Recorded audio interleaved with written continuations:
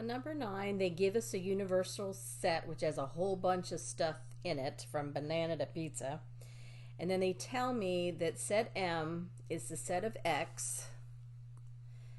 Let M be the set of X such that X is something that's human made.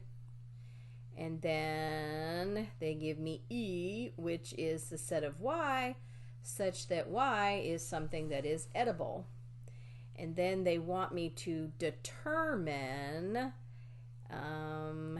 E, whoops, E was pink, April.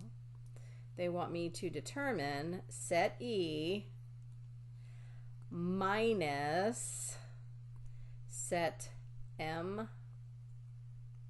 So what I'm going to do is I am going to highlight everything from this list that is edible. And I'll do it in pink, color code. So chicken is edible, a cell phone, a hammer, a satellite radio, a hybrid motomobile is not, bread is edible, chocolate chip cookie is edible, shoe is not, strawberry, pizza, not a chair, and a banana.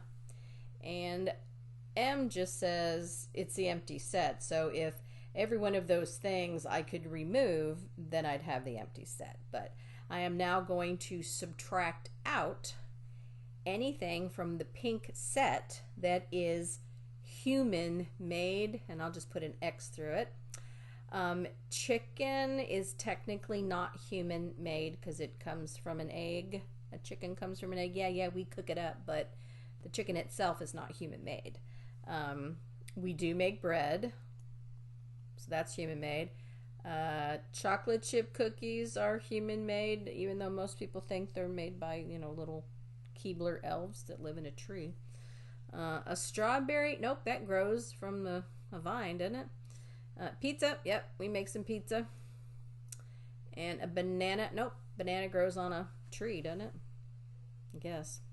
But it's not human made. It grows out in the wild. So, in my math lab, I believe there are little boxes, and I'll just go with black on this one. Little boxes you have to click on. So I'd click on the box next to chicken, and the one next to the strawberry, and the one next to the banana. So somehow in your paper you'll have to keep track of that. So it's easy when I do it this way with highlighters, and then I just cross it out.